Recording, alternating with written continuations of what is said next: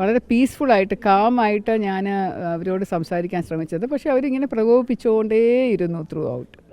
കൗൺസിലർമാരെന്ന് പറഞ്ഞാൽ എല്ലാവരുമോ? BJPയുടെ കൗൺസിലർമാർ.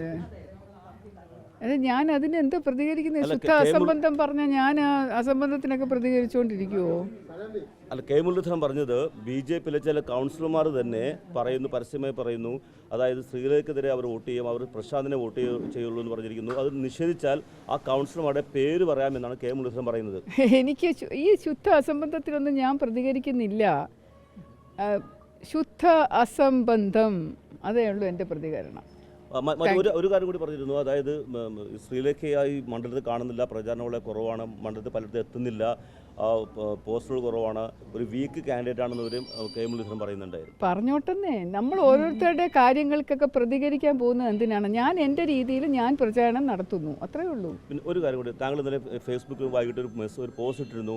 ഒരു മാധ്യമപ്രവർത്തനം എന്ന പേരിൽ ഒരാൾ താങ്കളെ ഇൻ്റർവ്യൂവിന് വിളിക്കുകയും ചർച്ചയ്ക്ക് വിളിക്കുകയും അവസാനം ഒരു ഏകപക്ഷീയമായ ചർച്ച നടത്തി താങ്കളെ പറ്റിച്ചു എന്ന് താങ്കൾ പോസ്റ്റ് ഇട്ടിട്ടുണ്ട്. മാത്രമല്ല പിന്നീട് ദ ന്യൂ ഇന്ത്യൻ എക്സ്പ്രസിന്റെ ലേഖനം എന്ന് പറഞ്ഞാൽ ആ പത്രത്തിൽ വർക്ക് ചെയ്യുന്നില്ല എന്ന് താങ്കൾ പോയിട്ട് എന്താണ് സംഭവിച്ചതെന്ന് അത് തന്നെയാണ് ഞാൻ എന്നെ ട്രാപ്പ് ചെയ്യാൻ ഒരു ശ്രമം നടത്തി.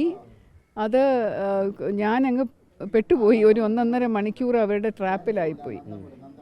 4 SFI സ്റ്റുഡൻസ് പ്രിപ്പയർഡ് ആയിട്ടുള്ള കുറേ ക്വസ്റ്റ്യൻസ്, അതെല്ലാം ഒരു അജണ്ടയുടെ ബേസിസിലുള്ള ക്വസ്റ്റ്യൻസ് മാത്രം ഉൾപ്പെടുത്തിക്കൊണ്ട് അത് വീഡിയോ റെക്കോർഡ് ചെയ്ത് അതിലൊരു ഈ നിതീഷ് എന്ന് പറഞ്ഞ സ്വയം പരിചയപ്പെടുത്തിയ മാധ്യമപ്രവർത്തകൻ, ആളുടെ ട്വിറ്റർ അക്കൗണ്ടിനകത്ത് അയാളൊരു കട്ട കമ്മ്യൂണിസ്റ്റ് ആണെന്നാണ് മനസ്സിലാക്കിയിരിക്കുന്നത്.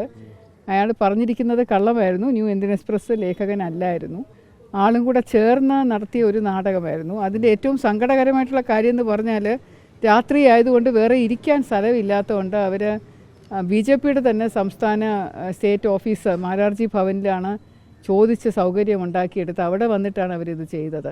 AKG സെൻറ്ററിൽ പോയി ഒരു SFI കുറേ ABVP സ്റ്റുഡൻസും നമ്മുടെ ഭാരതീയ ജനതാ പാർട്ടിയുടെ ഒരു പ്രവർത്തനം കൂടെ ചേർന്നിട്ട് ഒരു LDF കാൻഡിഡേറ്റിനെ ഇങ്ങനെ ചെയ്താൽ എന്തായിരിക്കും സ്ഥിതി? ജീവനോടെ ഇരിക്കുമോ? നമ്മളായിട്ടല്ലേ ഇത്രയും ക്ഷമിക്കും സഹിക്കുകയൊക്കെ ചെയ്യുന്നത്. അപ്പോൾ അത് വളരെയധികം കഷ്ടമാണ്. ഇങ്ങനെ ചെയ്യാൻ പാടില്ല. ഒരു മാന്യത വേണ്ടേ? ഒരു ഇലക്ഷൻ എന്ന് പറഞ്ഞു കഴിഞ്ഞാൽ അതൊരു ഹെൽത്തി കോമ്പറ്റീഷൻ ആവണ്ടേ? പക്ഷേ അതിൽ ദ ന്യൂ ഇന്ത്യൻ എക്സ്പ്രസിൻ്റെ ഒരു കമൻറ്റ്, ഒരു പ്രതികരണം ആ താങ്കളുടെ പോസ്റ്റ് താഴെ തന്നെ വന്നിരുന്നു. അതായത് അവർ ഒരു റിപ്പോർട്ടറെ എൻഗേജ് ചെയ്തിട്ടില്ല, താങ്കളെ ഇൻ്റർവ്യൂ ഏൽപ്പിച്ചിട്ടില്ല, ഈ പറയുന്ന നിതീഷ് അവിടെ സ്റ്റാഫല്ല എന്ന് അവർ തന്നെ ഒഫീഷ്യലി പറഞ്ഞിട്ടുണ്ട്. പക്ഷേ ഞാനും അത് കറക്റ്റ് ചെയ്തു. ഞാൻ എൻ്റെ ഫേസ്ബുക്കിലൂടെ ഞാനും പറഞ്ഞു, അതിനകത്ത് തന്നെ തലക്കെട്ടായിട്ട് എഴുതിയിട്ടുണ്ട്, അങ്ങനെ പറഞ്ഞു വന്നതാണ് എന്ന് പറഞ്ഞ് എഴുതിയിട്ടുണ്ട്. ശരി, താങ്ക് യു.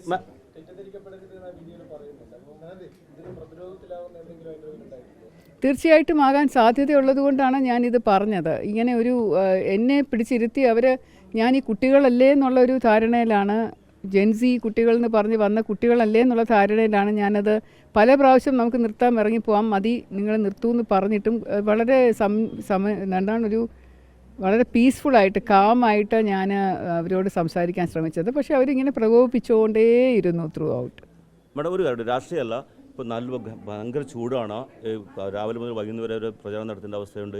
എങ്ങനെ ഈ ചൂടിനെ എങ്ങനെ മാനേജ് ചെയ്യുന്നു? എത്ര ടഫാണ് ഈ പ്രചാരണം? അതെ, ഈ നമ്മുടെ ആളുകളുടെ കൂടെ നിൽക്കുമ്പോൾ എനിക്കൊരു നല്ല കുളിർമയാണ് അനുഭവപ്പെടുന്നത്. എൻ്റെ പാർട്ടിയുടെ പ്രവർത്തകരും എൻ്റെ കൂടെ നിൽക്കുന്നവരും എനിക്ക് ഈ ചൂടിനെ പ്രതിരോധിക്കുന്ന കുളിർമ മനസ്സിൽ തരുന്നുണ്ട്.